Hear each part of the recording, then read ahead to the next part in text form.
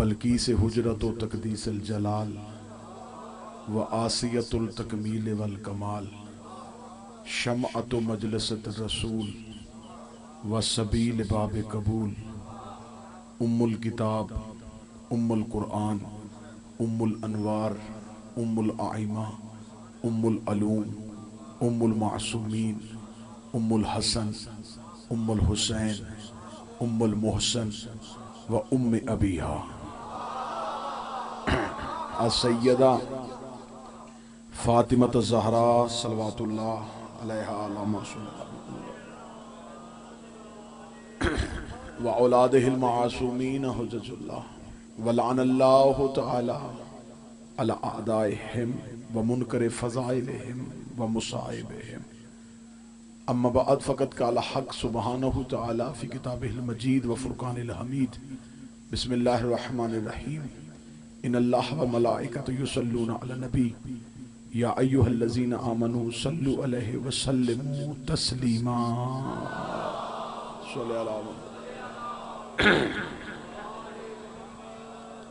दुआ है मालिका ने इज्जत बारगाह इज्जत में आए हुए हर साहिब इज्जत की इज्जत को महफूज फरमाए। आकाज़ादी मादर हसनैन शहजादी कौनैन मेरी मालकन मेरी पाक बीबी इस बेहतर इबादत का बेहतर से बेहतर अजर अता फरमाए। सैयद ताहिर शाह साहब इनके खानवादा मेरे मालिक इनको इस जिक्र का बेहतर अजर अता फरमाए। आप हाजरीन व हाजिरात जितने कदम चल के आए हैं नबी की बेटी एक एक सांस का बेहतर अजर अता फरमाए। जितनी देर जिक्र में बैठे शहजादी वो दुआएं जो हमारे हक में बेहतर हैं वो कबूल फरमाए। आखिरी सांस तक बीबी के हक पे और अली की विलायत पे कायम रहने की तौफीक अता फरमाए। मेरे मालिकन मेरी शहजादी हमारा शुमार अपने बेटे के आज़ादारों में से फरमाए। मेरी मालिकन हमारा शुमार मौला अमीर अल मोमिनीन के तरफदारों में से फरमाए। मौत की हिचकी हो जुबान पे विरदे अलीउन वलीउल्लाह जारी फरमाए। कब्र की पहली रात हो ज़ियारत अमीर नसीब फरमाए। क़यामत की सुबह हो शफ़ाअत शबी नसीब फरमाए।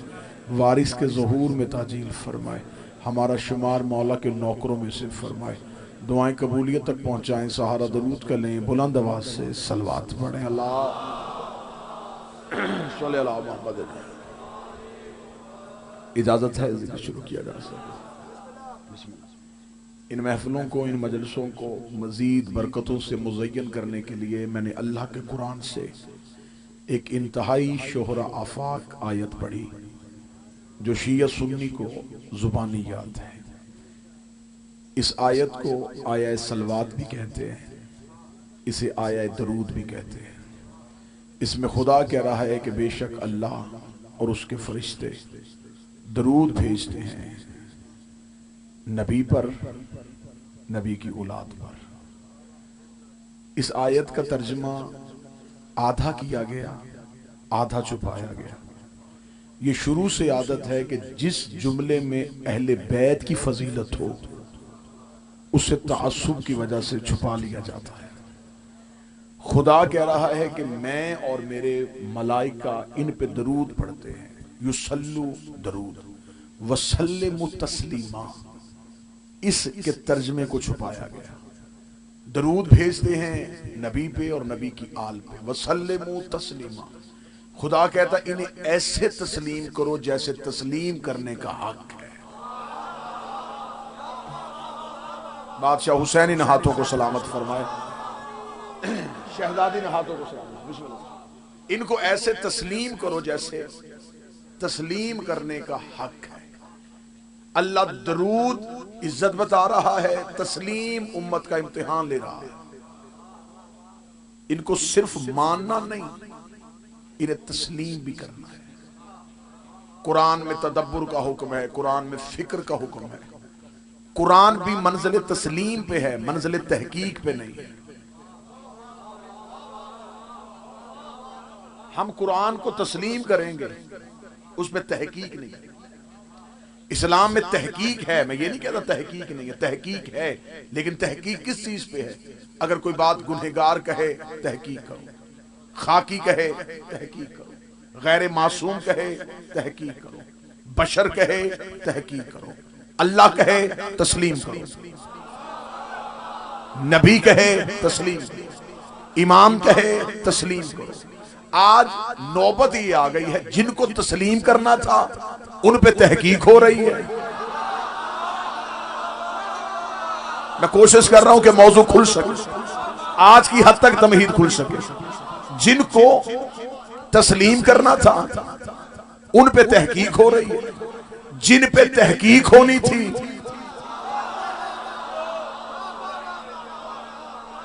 मेरा ख्याल है कि कुछ ना कह के भी कुछ कहा जा सकता है। इशारा समझने वाली कौम इससे बेहतर तो अल्लाह ने खल्क ही नहीं की। जिनकी बात पे तहकीक करनी थी आंखें बंद करके तस्लीम की जा, जिनकी आंखें बंद करके जिनकी आंखें बंद करके तस्लीम करना था उस पे तहकीक हो। साहिबान ने अक्ल व फिक्र, कुरान मंजिल तस्लीम पे है, मंजिल तहकीक पे नहीं। कुरान में तहकीक नहीं होगी।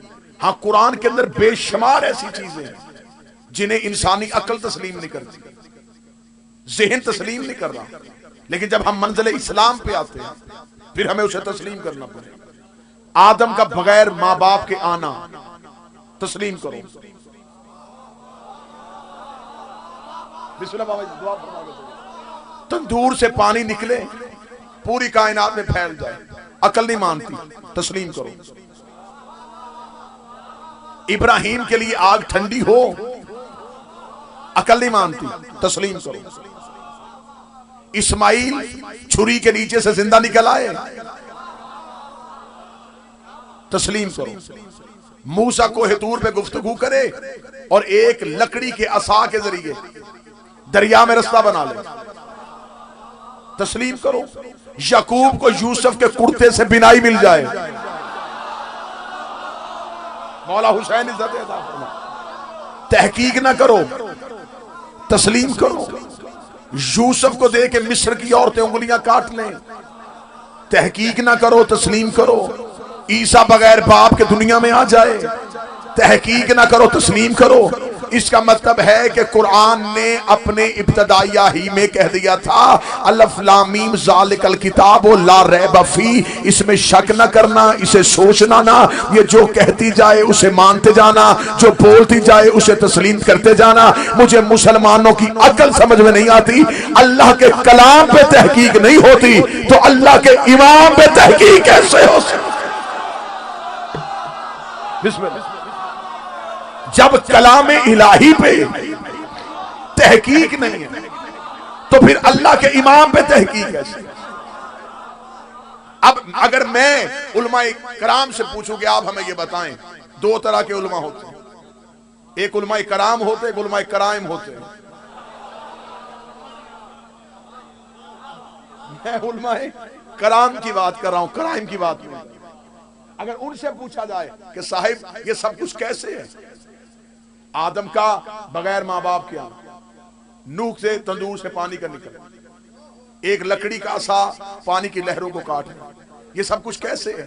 वो कहते अल्लाह के कुदरत की निशानी। बहुत माकूल और बेहतर जवाब यही आएगा, ये सब है अल्लाह की कुदरत की निशानी। अब जब हम उनसे पूछें अली 40 जगहों पर रोजा अफ्तार करते थे, कहते अकल नहीं मानती। अली ठोकर मार के मुर्दा जिंदा करते थे, साहिब अकल नहीं मानती। अली मगरब से सूरज उभार लेते थे, अकल नहीं मानती। हुसैन राहब को बेटे दे देता था, अकल नहीं मानती। वो अल्लाह की कुदरत की निशानियां हैं, ये अली की विलायत की निशानियां हैं। जो कुदरत में शक करे वो भी इस्लाम से खारिज, जो अली की विलायत में शक करे वो भी इस्लाम से।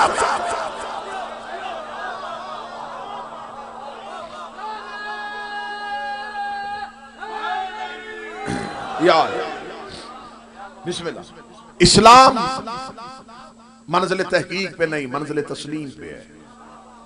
आले मोहम्मद मंजिल तहकीक पे नहीं, मंजिल तस्लीम पे। इन्हें मानना है, क्यों, क्या, कैसे नहीं पूछना।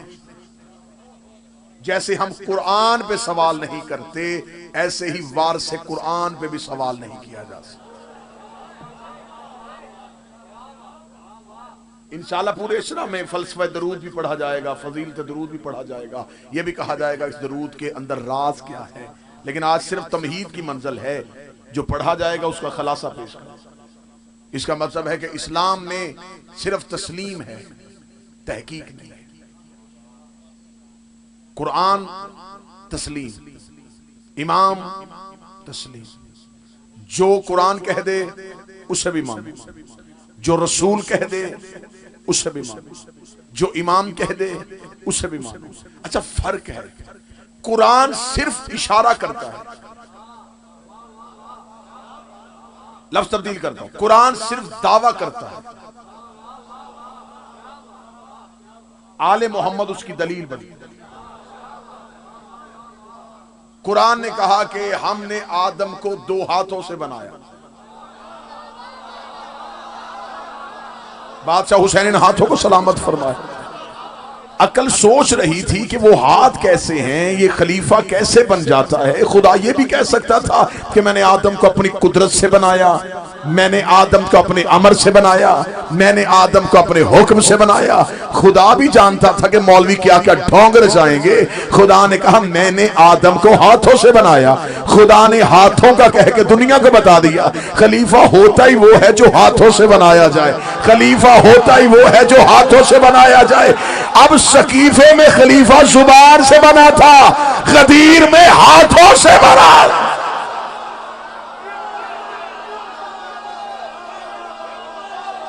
बिस्मिल्लाह से मौला हुसैन इज्जत अता फरमाए।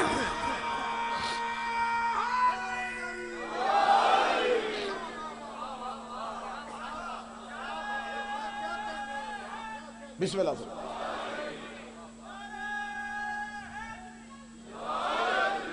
अब कुरान ने सिर्फ दावा किया था, अली दलील बन गए। कुरान ने कहा दाऊद लोहे को मोम करता था। अकल सोच रही थी, अली ने खैबर के दरवाजे में उंगलियां गाड़ी।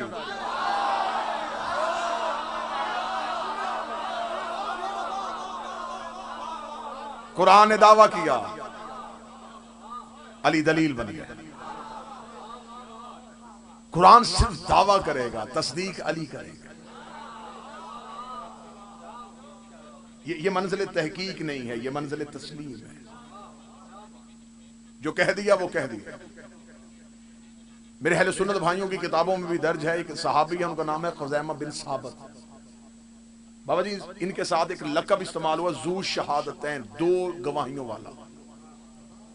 ये इसे किसने दिया था? खुद नबी ने। नबी फरमाते थे कि खुज़ैमा की गवाही 2 मर्दों के बराबर। बाद पैगंबर जितनी देर ये सहाबी जिंदा रहा, ये जहां जाके भी गवाही देते थे, इनकी गवाही 2 मर्दों के बराबर तस्लीम की जाती, क्योंकि इन्हें नबी ने ज़ू शहादतैन कहा, 2 गवाहियों वाली। सुन्नी किताबें चाहोगे तो ढेर लग जाएगा, ज़ू शहादतैन इसे कब कहा। रिसाल दमाम के दरबार में एक यहूदी आया, उसने कहा मुसलमानों का नबी तूने मुझसे कुछ कर्ज लिया था, वापस नहीं किया। रिसाल दमाम ने उसकी तरफ देखा, मैं तो तुझे जानता नहीं। उसने कहा मेरे पास गवाह हैं जिनके सामने मैंने तुझे कर्ज दिया था, तेरे पास कोई गवाह है? ज़हन में रखिएगा तहकीक और तस्लीम। नबी अभी खामोश थे, यह खज़ैमा दरबार में आ गया। या रसूलल्लाह क्या माजरा है? फरमाया खज़ैमा ये यहूदी कह रहा है मैंने इससे कोई कर्ज लिया है, ये गवाह भी पेश कर रहा है जबकि मैंने तो कर्ज नहीं लिया। खज़ैमा कहता मैं गवाही देता हूं कि नबी ने कर्ज नहीं लिया, मैं गवाही देता हूं कि हमारे नबी ने कर्ज नहीं लिया, हमारे नबी ने उधार नहीं लिया। इतना कहना था, यहूदी शर्मिंदा होकर चला गया तो नबी ने उसकी तरफ देख के कहा खज़ैमा तूने गवाही कैसे दे दी है, तुझे कैसे पता है? खज़ैमा नबी की तरफ देख के कदमों पे हाथ रख के कहने लगा आपने कहा अल्लाह है, मैंने देखा। आपने कहा अल्लाह है, मैंने देखा। आपने कहा फरिश्ता है, मैंने देखा। आपने कहा जन्नत है, मैंने देखी। आपके कहने पे अल्लाह मान लिया है, तो ये भी तो आप कह रहे हैं कि मैंने कर्ज नहीं लिया। इतना कहना था, नबी ने खुज़ैमा का माथा चूमा और नबी ने सहाबा को मिला के कहा कि आज यहूदी ने मुझसे गवाह मांगा था, आज यहूदी ने मुझसे गवाह मांगा था, आज यहूदी ने मुझसे गवाह मांगा था। मुझे खबर नहीं कि रावलपिंडी कहां है। नबी ने सहाबा से कहा आज मुझसे यहूदी ने गवाह मांगा था। नबी ने जुमला कह के बता दिया जो मासूम से या मासूमा से गवाह मांगे वो यहूदी होगा।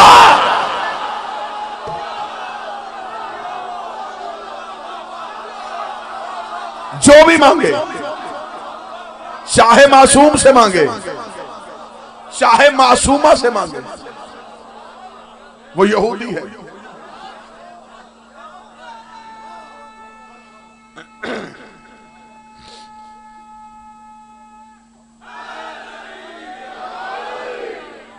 इनको सिर्फ तस्लीम करना है, तहकीक नहीं करनी। खुज़ैमा ने एक बार भी नहीं पूछा या रसूल अल्लाह ये क्यों कह रहा है, नबी ने कह दिया नहीं तो उसने कहा नहीं। दूसरा रेफरेंस भी रोज़तुल अहबाब अहले सुन्नत भाइयों की किताब से ले लो। बेशक मौला अमीरुल मोमिनीन, एक जंग में एक औरत नबी की मुखबरी का खत अपने बालों में छुपा के जा रही थी। रिसालत इमाम ने जाते हुए देखा, रिसालत इमाम ने एक सहाबी से कहा इस औरत के पास एक खत है, उस खत में मेरे लश्कर की मुखबरी है, उससे खत लेके। वह शख्स गया और उसने जाके कहा बीबी तेरे पास कोई खत है? उसने कहा मुझे तेरी शुजाअत की कसम।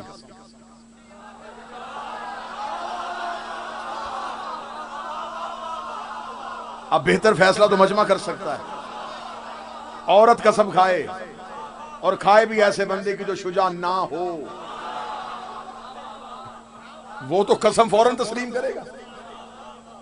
वापस पलटा, रसूल ने फरमाया हाँ, क्या नहीं या रसूल अल्लाह किसी ने गलत इतला दी, खत उसके पास नहीं। नबी ने दूसरे को उठ खत लेके, अहले सुन्नत किताब का वो गया, उसने कहा बीबी तेरे पास कोई खत है? उसने कहा मुझे तेरी जवानी की कसम। कितनी चालाक औरत थी, बंदे देख के कसमें खा रही थी। अच्छा हुआ उसने कसमें खा ली, मुझे नाम लेने की जरूरत ही नहीं पड़ रही। निशानियों से मेरा मजमा समझ रहा है, मेरे पास तो कोई नहीं। वो वापस आया, उसने कहा यार सुनो उसके पास खत नहीं। अल्लाह तीसरे को उठाया, मिसाल दे मावे तू जा। वो गया, बीबी तेरे पास कोई खत? उसने कहा मुझे तेरी दीदा दलेरी की कसम, मेरे पास खत कोई नहीं। उन्हें आ गया या रसूल अल्लाह वो मस्कीनी मिन्नतें कर रही है, वो कसमें खा रही है, औरत जात है, मान लेनी चाहिए कसम। तस्लीम को समझ ली, औरत की बात तस्लीम हो रही है।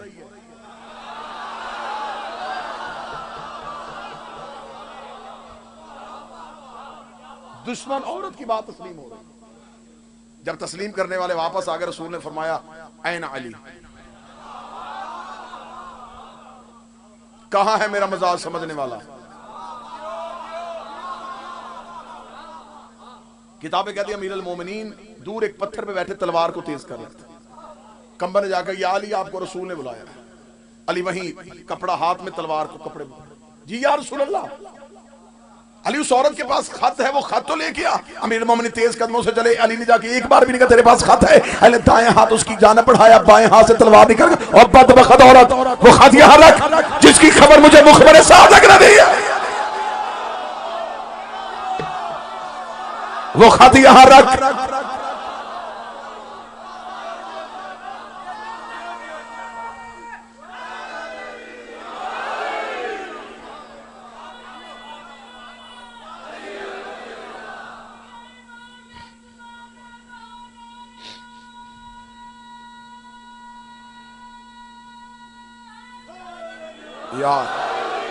या रसूल अल्लाह अजब नहीं है, मैं नौकर हूं, मैं कलमा पढ़ता हूं आपका, मैं आपसे सवाल करता हूं। आप सारे तरीके समझते थे, आप जानते थे कि ये खत अली ही ने लेके आना है, तो आप पहली ही बार अली को भेजते थे। आपने इतना देर अली को क्यों भेजा? फरमाया पहले वालों को भेज के खामोश बिठा के फिर अली को भेज के मुअर्रिख को लिखने में मजबूर कर दिया है कि चालाक औरतों से निमटने का तरीका अली ही को आता।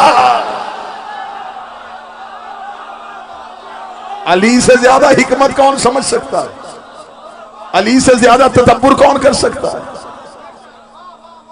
अब पहले जो गए उन्होंने औरत की बात को तस्लीम किया,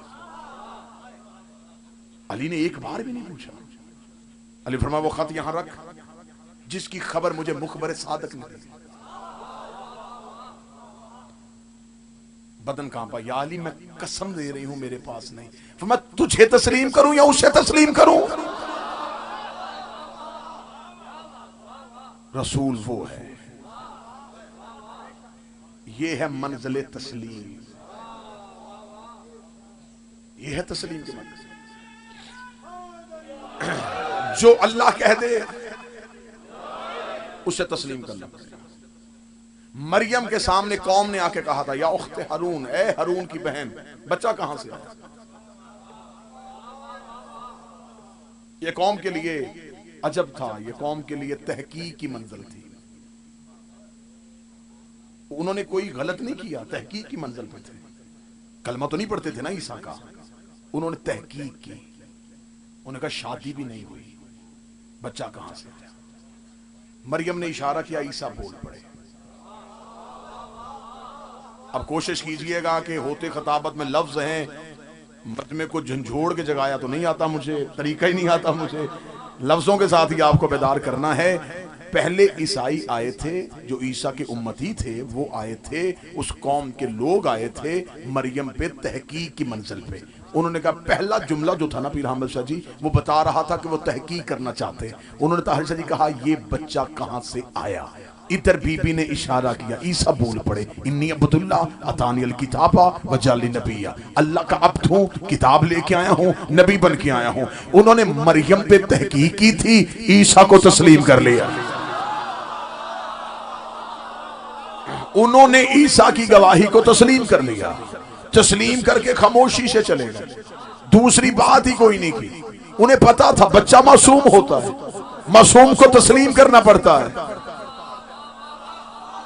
मासूम जो कह दे उसे तस्लीम करना पड़ता है। खुदा ने इससे पहले जितनी उम्मतें थी जिन्होंने खुदा की बात को नहीं मानना था, अल्लाह ने उनके चेहरे मसक किए थे, अल्लाह ने उन्हें अजाब में मुक़य्यद किया था। आज जितने जानवर हैं उनमें से बेशतर वो गुज़िश्ता कौमें हैं जिन्हें अल्लाह ने अजाब से मसक किया था, उनकी शक्लों को तब्दील कर लिया था। मेरे मालिक, इन्होंने ईसा को अल्लाह का बेटा कहा, तूने इन्हें मसक क्यों नहीं किया? बेहतर होता इन्हें भी मसक कर देता, ये भी किसी जानवर की शक्ल में आ जाते। आज सिर्फ दुनिया में इस्लाम होता, तूने ईसाइयत को इस्लाम के साथ जिंदा क्यों रखा? फरमाए कुदरत की मजबूरी बन गई थी, इन्हें जिंदा रखना पड़ गया, इन पे अजाब नहीं आ सकता था। मेरे मालिक क्यों नहीं आ सकता था? फरमाए इसलिए कि इन्होंने मरियम से गवाह मांगा था, मरियम थी मासूमा, मासूमा ने गवाह पेश किया, इन्होंने तस्लीम कर लिया, मासूमा ने गवाह पेश किया, इन्होंने तस्लीम कर लिया।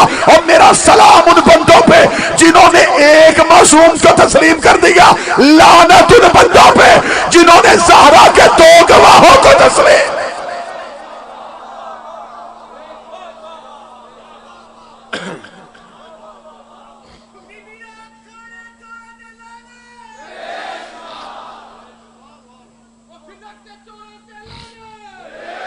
तस्लीम की मंजिल पे, यह है तस्लीम की। इस्लाम में हुज्जत के लिए सिर्फ तस्लीम है, क्यों, क्या, कैसे, ये है ही नहीं। ये नहीं कहना कि ये कैसे कर सकते हैं, ये क्यों कर सकते हैं। इनके फजाइल पे शक नहीं हो सकता, इनके इख्तियारात पे शक नहीं हो सकता, इनकी विलायत पे शक नहीं हो सकता। मासूमा ने दरबार में जब कह दिया था कि मेरा है तो है। ये किसी किताब ने ये नहीं कहा कि ये शियों का झूठा प्रोपेगेंडा है। बिन्ते रसूल तो दरबार में गई नहीं, उन्होंने कहा गई थी, हक नहीं था। सिर्फ यहां तक बहस आई है, एक बंदे ने भी इनकार नहीं किया कि शहजादी दरबार में नहीं गई। सब मौरखीन ने लिखा कि गई थी लेकिन हक नहीं बनता था। इस बात में बहस बाद में होगी कि बनता था या नहीं बनता था। मेरा सवाल यह है कि जब सैयदा ने मुतालबा कर लिया था,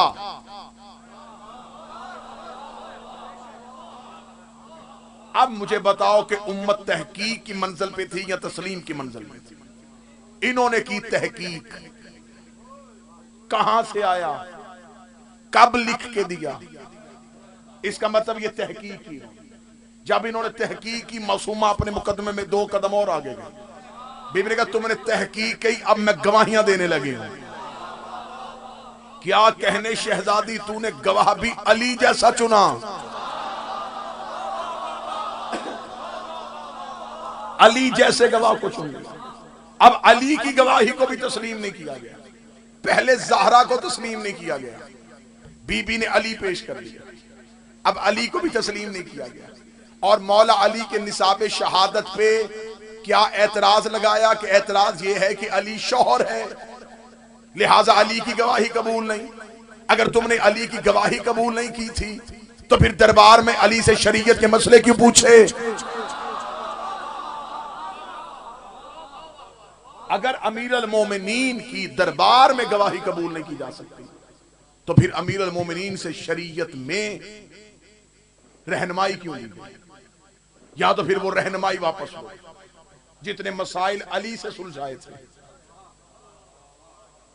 अगर उस वक्त अली के कहे हुए फैसले हुकूमत साबित नहीं कर रही और मान रही है तो फिर वही अली है जो दरबार में गवाही दे रहे हैं। पहली मंजिल तस्लीम सैयदा उम्मत का इनकार, दूसरी मंजिल तस्लीम अली हुकूमत का इनकार। बीबी ने दो बेटे पेश कर दिए। ये सिर्फ सैयदा के बेटे नहीं, मुसाहिब नहीं पढ़ा फजाइल, ये सैयदा के बेटे नहीं थे, ये कुरान के नजदीक रसूल के बेटे थे। रसूल के बेटों का इनकार हो गया। इसका मतलब है कि हाकम ने पहली ही मंजिल पे जो गलती कर ली, वो गलती ये की, पहले हुक्म रसूल झुटलाया, फिर बिनते रसूल को झुटलाया, फिर नफ्से रसूल को झुटलाया, फिर फर्जंदान रसूल को झुटलाया। अब मैंने आपके सामने जो कुरान की आयत पढ़ी है, खुदा कहता है मैं और मेरे फरिश्ते दरूद पढ़ते हैं, इन्हें तस्लीम करो जैसे तस्लीम करने का हक है। इमाम शाफई तक सब कोई लिख गया कि तब तक नमाज मुकम्मल नहीं होती जब तक दरूद न पढ़ा जाए, तब तक दरूद मुकम्मल नहीं होता जब तक इन्हें तस्लीम न किया जाए। इसका मतलब उन्होंने तस्लीम नहीं किया तो वो दरूद से खारिज हुए। जब वो दरूद से खारिज हुए तो इसका मतलब जब वो नमाज पढ़ते थे तो नमाज कबूल नहीं होती थी, लानत करके वापस चले जाओ।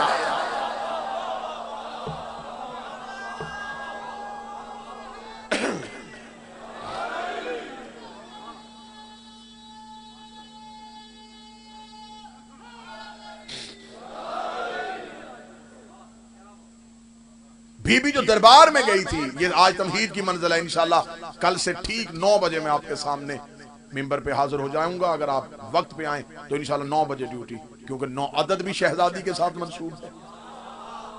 तो इस पाकीज़ा अदद के साथ शहजादी की बारगाह में हम तमाम खैरात के लिए पहुंच जाया करें। जो बीबी दरबार में गई, बाबा जी बड़ा खूबसूरत जुमला कहने लगा, इंतहाई अदब वाला जुमला कहने लगा। शहजादी जो दरबार में गई थी, ये विरासत का मसला नहीं था, अल्लाह की अदालत का मसला था। क्योंकि शहजादी को फदक दिया था रसूल ने, रसूल को अता किया था अल्लाह ने। ये मुकदमा सिर्फ शहजादी तक नहीं रुका।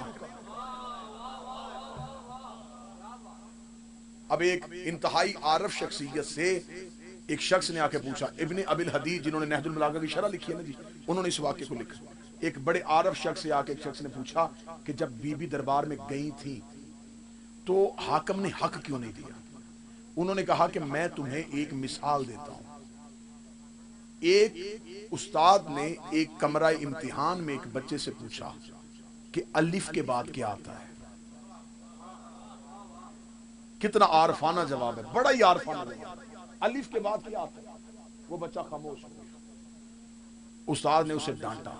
बाद में बच्चों ने उससे पूछा कि क्या तुझे नहीं पता कि अलिफ के बाद क्या आता है? उसने कहा मैं जानता हूं, अलिफ के बाद बा है। तो उसने कहा तू बताया क्यों नहीं, तू जवाब क्यों नहीं दिया? उसका जवाब मैंने इसलिए नहीं दिया कि मुझे सिर्फ हरूफ दाल तक आते हैं। अगर मैं अलिफ के बाद बता देता तो ये बा के बाद फिर पा पूछते, फिर ता पूछते, फिर ये दाल तक चले जाते। मुझे दाल के बाद कुछ नहीं आता था, इसलिए मैं पहले ही नमहे में इनकार कर गया ताकि मेरा अगला मरहला आसान हो सके। उन्होंने कहा हाकम ने फदक का इनकार इसलिए किया था, अगर फदक देते बात सिर्फ फदक तक नहीं रहनी थी।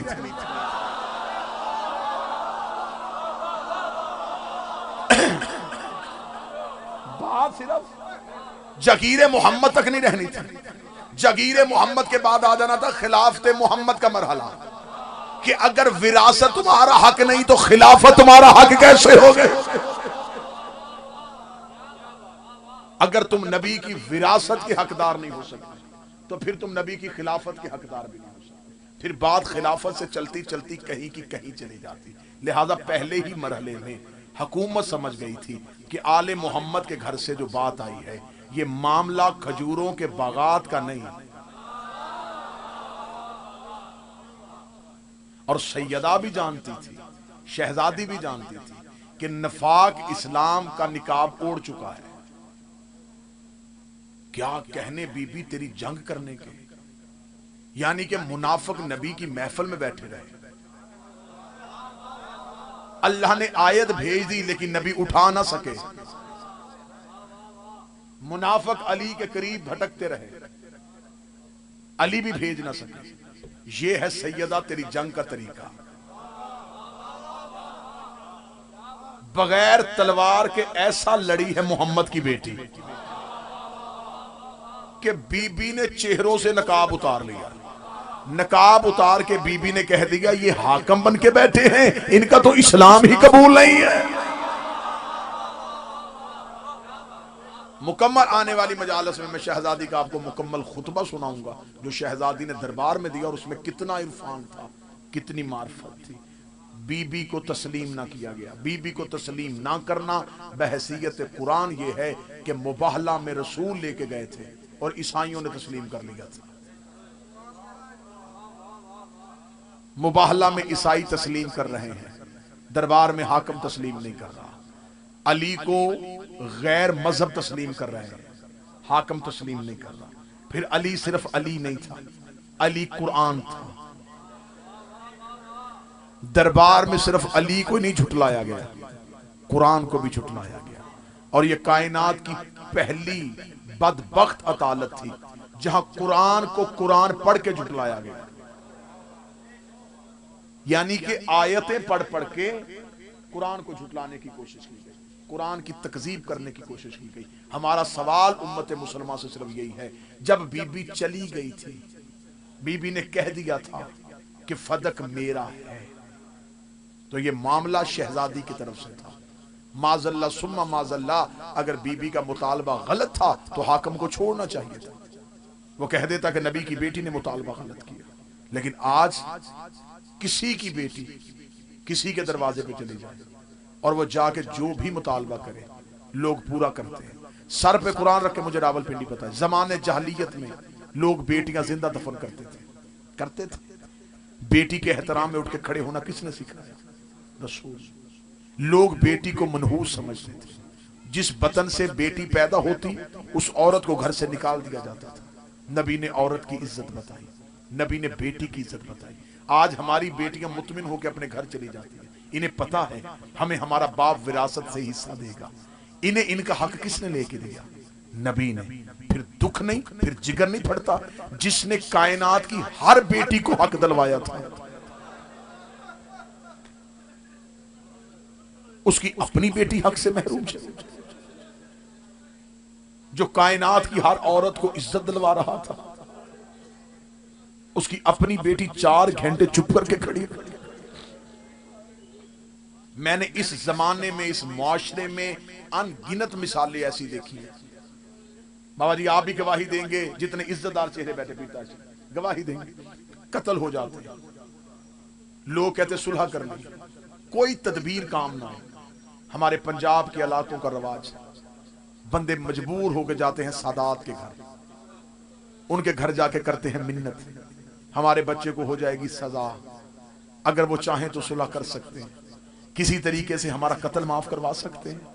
फिर सैयदों के घर से कोई बीबी चलती है, वो उस घर जाती है, वो जाके कहती मैं फलां शाह साहब की बेटी हूं, चल के तुम्हारे घर आई हूं, क्या तुम इन्हें माफ कर दोगे? मुझे अलम की इज्जत की कसम है, बंदे सैयदजादी के हया में मैंने कत्ल माफ करते देखे। आज 1400 साल के बाद सैयदजादी किसी के घर चली जाए, बंदे उसे खाली नहीं भेजते। मोहम्मद की बेटी 4 घंटे तक दरबार में पूछ पूछ के, रो रो के कहती रही, हक ना दो मुझे बैठने की जगह तो दे दो।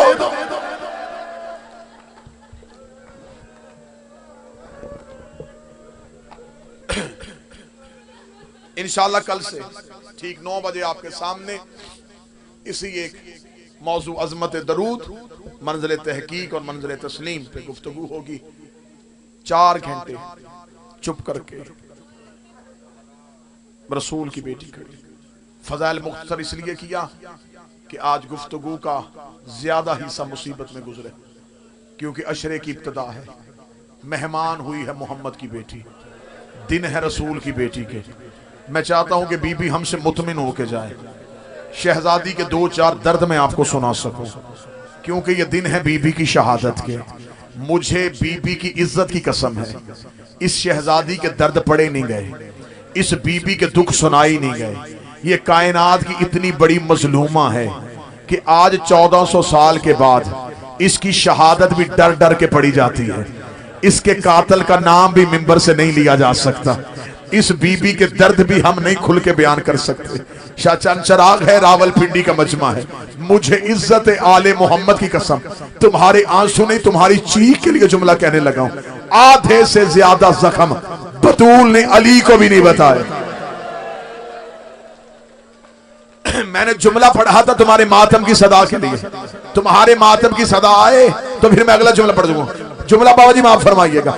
आधे से ज्यादा जख्म बतूल ने अली को भी नहीं बताए। कैसी मजलूमा बीवी थी जो शौहर से जख्म छुपाती रही है। इसकी मैं दलील दूं, जो बंदा रो नहीं रहा वो पूछे दलील क्या है। आधी आधी रात को अली घर आते, बतूल के हुजरे का पर्दा उठा के अली छुप छुप के ज़हरा को देखते, फिर अली रोते हुए अपनी औलाद को उठाते, घर के कोने में जाके बिठा के अली मट्टी पे बैठ के रो के कहते, मुझे बताओ तुम्हारी माँ कितनी जख्मी है, मुझे बताओ तुम्हारी अम्मा को ज्यादा तकलीफ किस जख्म की होती है। अली बेटों से पूछते, अली बेटियों से पूछते, कोई सैयद ज्यादा बगैर मातम के न जाए। इतना जुमला कहना था, या हसन उठ के खड़े हुए। हसन रो के, बाबा तू जो रात को हमको पूछता है कि हमारी माँ कितनी जख्मी है, बाबा तू बर्दाश्त कर लेगा? अली की आवाज़ बर्दाश्त कर लूंगा। हसन रो के, बाबा तू फातेह खैबर है, तू शेरे खुदा है, बाबा तू बर्दाश्त नहीं करेगा। अली की आवाज़ आई, हसन मुझे डर सुना। हसन ने दाया हाथ अली के सर पे रखा, रखेगा, बाबा मुझे तेरी कसम है आज कई रातें हो गई है हमारी माँ नमाज में कनूत नहीं पढ़ रही, हमारी अम्मा के हाथ कनूत के लिए नहीं उठ रहे, हमारी माँ के बाजू टूट गए हैं, हमारी अम्मा के हाथ। हौसला, आवाज हो सके तो थोड़ी बेहतर करवाइए। आधे से ज्यादा जख्म ज़हरा ने अली को भी नहीं बताया। मौला हुसैन के लहू की कसम है, हम तुम्हारे डर से सिर्फ इतना पढ़ देते हैं कि बीबी दरबार से घर आई थी तो सर के बाल सफेद थे, कमर झुक गई थी, तुम सिर्फ बालों की रंगत सुन के रो लेते हो। मैं गलत पढ़ूं मुझे गाजी सजा दे, इतनी बड़ी बददुआ दे के मैं जुमला पढ़ने लगा हूं। शहजादी जब घर में आई सिर्फ सर के बाल ही सफेद नहीं, बीबी का दाया हाथ रुखसार पे था। इधर ज़हरा हवेली में दाखिल हुई, ज़ैनब रो के कहती है अम्मा तुझे दरबार में किसी ने मारा भी है। कहती ज़हरा, हौसला हौसला हौसला। कितनी जख्मी थी मैं नहीं पढ़ सकता, कितना उम्मत ने तड़पाया मैं नहीं पढ़ सकता। कैसे गुजरी रसूल की बेटी की रातें।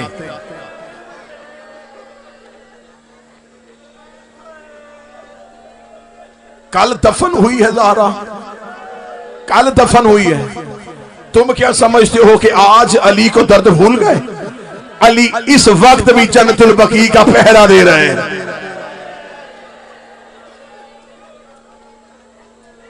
सर पे कुरान रख के बताओ रावलपिंडी वालों, हर बाप, अल्लाह तुम्हारी बेटियों की जिंदगी करे, अल्लाह बहनों की जिंदगी करे।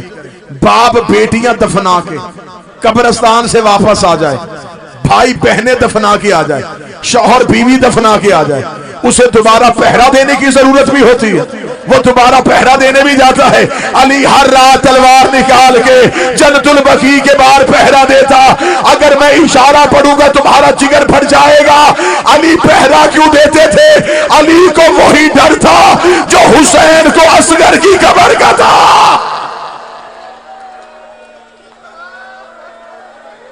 जिस डर से हुसैन ने असगर दफनाया, अली को वही खौफ था कहीं मुसलमान नेज़े लेके ना आ जाए। एक बेगैरत ने कहा था, रवायत के जुमले, उसने कहा था, ऐ अली कहां दफनाया तूने मोहम्मद की बेटी को? हमें बता, हम कब्र खो देंगे, हम नबी की बेटी की मैयत निकालेंगे, हम ज़हरा का जनाजा पढ़ना चाहते हैं। अली के चेहरे पे जलाल आया। अली की आवाज आई, ओ हबशन का बेटा, वो जख्मी हुई, मैं बर्दाश्त कर गया, अब वो जिंदा नहीं रही। अगर किसी ने ज़हरा की कब्र की तरफ इशारा भी किया, मैं गलियों को खून की नदियों में बदल दूं। रवायतों के जुमले हैं, ऊंची आवाज में कुरान पढ़ते थे ज़हरा की कब्र पे। क्यों? लोगों को पता चल जाए कि मैं पहरा दे रहा हूं।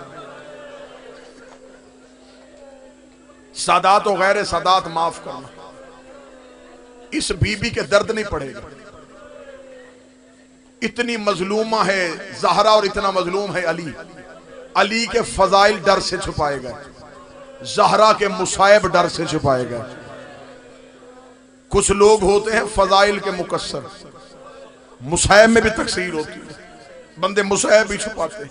मेरी थोड़ी सी महदूद सी जाकरी है, मैंने मांगी है मोहम्मद की बेटी से, मैंने खतरे देखे हैं, मैंने मोहम्मद की बेटी के हक में समझौता नहीं किया, मैं नहीं छुपा सकता। मुझे मौत के मुंह से निकाला है रसूल की बेटी ने, मैं इस बीबी के हक पे पर्दे नहीं डाल सकता। तुम्हें सारी जिंदगी जाकरों ने यह सुनाया है कि बीबी का पहलू जख्मी था। किसी सैयद के सर पे कुरान रख के पूछना, जख्मी पहलू था तो दाएं हाथ से तस्बीह क्यों नहीं करती थी? बीबी का दाएं हाथ क्यों नहीं हिलता? अगर तू बर्दाश्त कर सके या गलियों में रोता हुआ घर तक जाए तो फिर मैं जुमला पढ़ता हूं। जब ज़हरा दरवाजे के नीचे गिरी हुई थी, मुसलमानों ने अली के गले में रस्सी डाली, ज़हरा ने अली को जाते हुए देखा, बतूल दरवाजे के नीचे से निकली, शहजादी गिरती हुई अली के पास आई, बीबी ने अली की अबा में हाथ डाला, एक कुत्ते ने तलवार का दस्ता निकाला, इसने ज़हरा के हाथ में तलवार का दस्ता मारा। बीबी रो कर अली मेरी उंगलियां शहीद। हौसला, या अली मेरी उंगलियां शहीद हो गई, या अली ज़हरा गरीब हो गई। अली के गले में रस्सी आ चुकी थी, अली को लोग मस्जिद की तरफ लेके जा रहे थे। ज़हरा का बस कोई नहीं चला, ज़हरा के बच्चे छोटे थे, हसन मां को पकड़ रहा था, हुसैन मां का हाथ चूम रहा था, ज़ैनब के सर से चादर उतर चुकी थी, ज़हरा का भाई कोई नहीं था, ज़हरा के बच्चे छोटे थे, अली के गले में रस्सी आ चुकी थी। बीबी का कोई बस न चला, बीबी दौड़ के हुजरे में गई, बीबी ने तबर्रुकात वाला संदूक खोला, बीबी ने नबी वाला अमामा निकाला, बीबी ने नबी वाली अबा पहनी, मोहम्मद की जानब दौड़ी। इधर मस्जिद नबवी की दीवारों ने उठना शुरू किया, अली ने दीवारें उठती देखी, अली की आवाज आई, हसन अम्मा कहाँ है? फरमाया नाने की कब्र में जा रही है। आवाज आई, रोक मां को, उसे क्या बददुआ ना करना, और मदीना गर्क हो जाएगा, और जमीन फटने लगी। ज़हरा वापस आ जा, ज़हरा वापस आ जा, ज़हरा वापस आ, मदीना गर्क हो जाएगा। अली मस्जिद नबवी के दरवाजे तक पहुंच गए। किताबों के जुमले हैं, मस्जिद नबवी की दीवारें इतनी बुलंद हो गई कि घोड़ा नीचे से गुजर सकता था। मस्जिद नबवी की दीवारें उठनी शुरू हुई, लोग डर से कांपने लगे। ज़हरा कब्र मोहम्मद में गई, बीबी के सर पे बाबे वाला अमामा था। तुम बर्दाश्त ना करो मैं जुमला पढ़ूं। बीबी ने कब्र मोहम्मद पे हाथ रख के कहा, तेरा बेटा कोई नहीं है, आज तेरा कोई बेटा होता, आज वो बहन का बदला लेने आता। बाबा अली के गले में रस्सी आ गई है, मैं अली की रस्सी बर्दाश्त नहीं कर सकती। इधर अली ने अगड़ाई ली, अली की रस्सियां टूटी, अली कब्रे मोहम्मद पे आए, आवाज आई चल वापस चले, हम गरीब हो गए।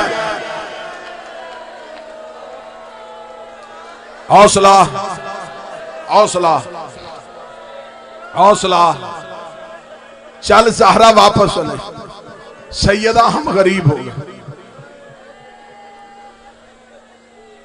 जिस घर में मरीज हो उस घर में क्या होता है? जख्मों पे मरहम, कपड़े की पट्टियां,